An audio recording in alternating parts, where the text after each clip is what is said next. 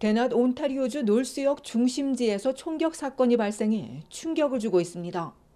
어제 낮 12시 8분 셰퍼드 남쪽 영스트리트과 보거트 애비뉴에 있는 공영 지하주차장 입구 근처에서 총성이 울렸습니다. 현장에서 총상을 입은 30세 남성이 발견돼 응급조치를 받은 뒤 병원으로 이송됐으나 생명이 위중한 것으로 알려졌습니다. 이번 사건이 표적 범행인지 범행 동기는 무엇인지 등을 파악하기 위해 경찰이 현장 주변을 중심으로 목격자와 폐쇄 회로에 대한 탐문 조사를 이어가고 있습니다. 오늘 오전까지 용의자에 대한 정보는 나오지 않았습니다. 목격자들은 여러 발의 총성을 들었다고 진술하고 있습니다. 주민들은 대낮에 번화한 곳에서 이런 총격 사건이 잇따라 발생하자 두렵고 무섭다고 호소하고 있습니다. 앞서 지난 7일 아침에는 멜라스먼 광장 주변에서 총격 사건이 벌어졌고 지난달 말에는 놀스역 서쪽에서 40대 남성이 총에 맞고 숨지는 일도 있었습니다. 이에 또 다른 한편에선 요즘엔 거의 매일 총격 사건이 터지고 있다며 그래서인지 이제는 놀랍지도 않다고 전하고 있습니다. 토론토에선 올 들어 특히 총격 사건이 급증했습니다. 토론토 경찰에 따르면 올 들어 토론토에서 발생한 총격 사건은 모두 381건으로 1년 새 무려 44.9% 증가했습니다. 이로 인해 39명이 숨지고 94명이 부상했습니다. 지난해는 총격 사건이 줄었는데 올 들어 다시 증가하자 어제 오후 2시 토론토 경찰과 시 당국, 종교 단체들이 걷기 행사를 열고 총기 폭력과 증오 범죄에 대한 인식을 높이는 자리를 마련했습니다. 토론토에 있는 모든 경찰서에서 동시에 진행된 행사에서 참석자들은 우리 아이들이 총을 들고 거리를 돌아다닌다며 증오 범죄와 총기 폭력 종식을 위해 모두가 힘을 모으자고 강조했습니다. 온타리오주 정부가 외국인 유학생의 의대 진학을 금지할 계획입니다. 오늘 덕포드 정부는 오는 2026년 가을 학기부터 온주 의대에는 국내 학생들만 입학할 수 있다고 발표했습니다. 전체 입학생의 95%는 온주에 거주하는 학생에게 우선 배정하고 나머지 5%는 국내 타 지역 출신 학생들에게 할당됩니다. 정부는 현재 의과대학생의 18%가 외국인 유학생이라며 이들이 캐나다에 남지 않고 자국으로 돌아가는 건 옳지 않다고 설명했습니다. 정부는 또 온주에서 가정의가 되기로 약속한 학생 등 자격이 되는 1000여 명의 학생에게 학비 등을 지원해 줄 계획입니다. 이는 런앤스테이 프로그램 확대를 통해 지원되는데 수업료와 기타 교육 비용 부담이 줄어들 전망입니다. 2026년 시작되는 이 프로그램 예산은 8,800만여 달러로 자격을 갖춘 1,360명의 학부생이 지원받게 됩니다. 정부는 이를 통해 136만 명의 주민들이 가정일을 찾을 수 있게 될 것이라고 기대했습니다. 최근 토론토 메트로폴리탄 대학교가 내년도 의과대학 지원자에 대한 모집을 시작한 가운데 오는 2028년에는 6대학에도 가정의학에 중점을 둔 의대가 설립됩니다. 이 밖에도 정부는 환자가 의사와 간호사, 정신건강, 재활 서비스를 이용할 수 있도록 헬스팀 모델도 확대하고 있습니다. 앞서 이번 주에는 제인 필팟 전 연방자유당 보건부 장관을 임명하고 향후 5년 안에 모든 온주민이 가정의와 연결될 수 있도록 하는 계획도 추진하고 있습니다. 한편 캐나다 건강정보연구소가 발표한 바에 따르면 온주민의 12%, 즉 250만여 명이 가정의가 없는 실정입니다.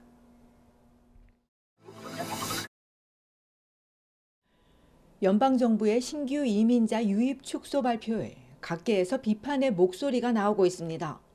경제학자들은 이민자로 인한 인구 증가가 국내 총생산을 늘리는 긍정적인 요인 중 하나인데 이를 줄이게 되면 부정적인 영향을 가져올 것이라고 지적했습니다. 이 같은 이민 증가가 없었다면 국내 경제는 지난해 말 이미 경기 침체에 빠졌을 것이라고 덧붙였습니다. 그러면서 인구 증가 둔화나 인구 감소로 인해 GDP가 약간만 감소해도 국내 경제에 미치는 영향은 매우 크다고 우려했습니다. 또한 정부가 약속했던 연간 50만여 명의 이민자 수용 계획을 1년도 안 돼 바꾸면서 기업들의 계획도 흔들리게 됐다고 경고했습니다.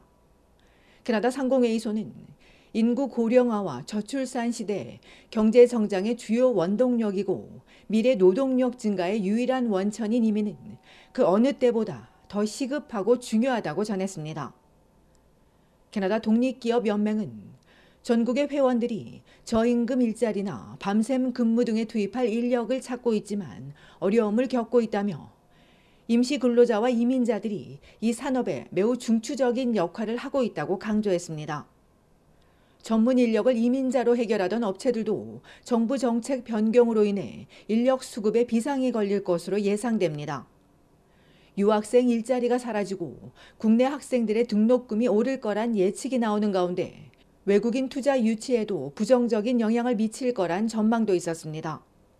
법조계에선 이민자 감축안이 연방자유당 지지율 하락과 내부 반발을 무마하기 위한 정치적 카드라는 지적입니다. 보수당의 이민정책 공세를 차단하려는 의도로 근시안적인 결정이란 반발이 커지고 있습니다.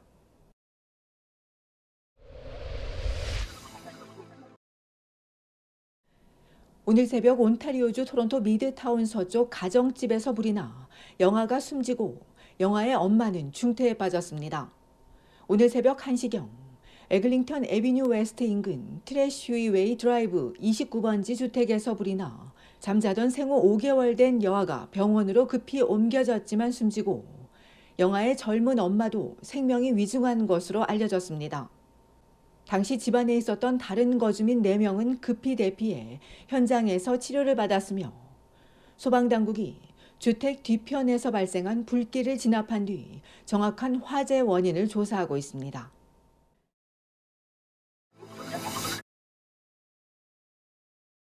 온타리오주 토론토 경찰이 지하철역에서 발생한 성범죄 사건의 용의자를 추적하고 있습니다.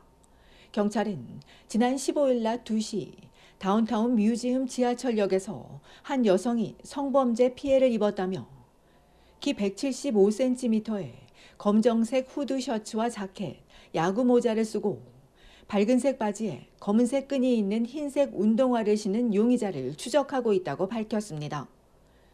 할튼 지역 경찰은 지난 9월 발생한 아동 유인 및 성범죄 사건과 관련해 피고인의 얼굴을 공개하고 추가 피해자들의 적극적인 제보를 요청했습니다. 경찰에 따르면 옥빌에 거주하는 21세 패트릭 맥캐시는 최근 성폭행 2건과 성간섭, 아동 유인 1건 등의 혐의로 입건됐습니다.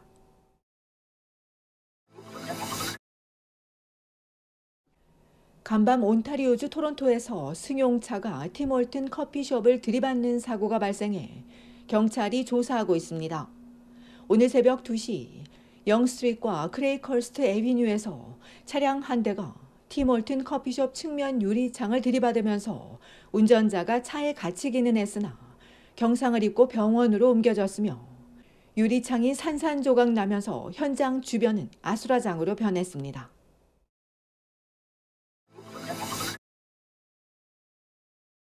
온타리오주 토론토 대중교통위원회 TTC가 내년 1월 1일부터 토큰과 티켓, 1일 패스는 받지 않기로 했습니다.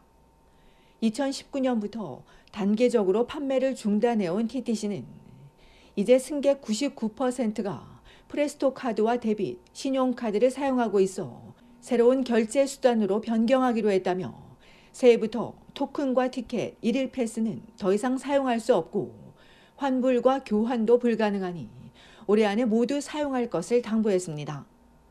1954년 처음 도입된 토큰은 이제 역사 속으로 사라질 예정입니다.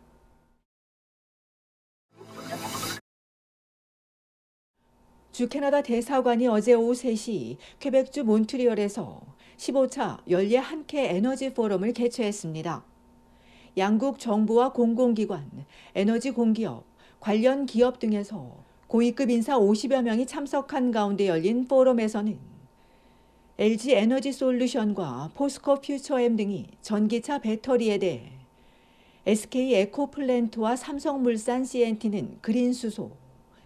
이외에도 전통 에너지와 에너지 정책, 투자, 캐나다 진출 지원, 한캐 파이낸싱에 대한 발표와 기후변화 대응을 위한 양국 협력 방안이 논의됐습니다. 대서관 측은 미국에 있는 한국전력과 한수원, 무역보험공사 등도 포럼에 참석했다며 에너지 협력 반경이 캐나다를 넘어 북미 차원까지 확대됐다고 강조했습니다.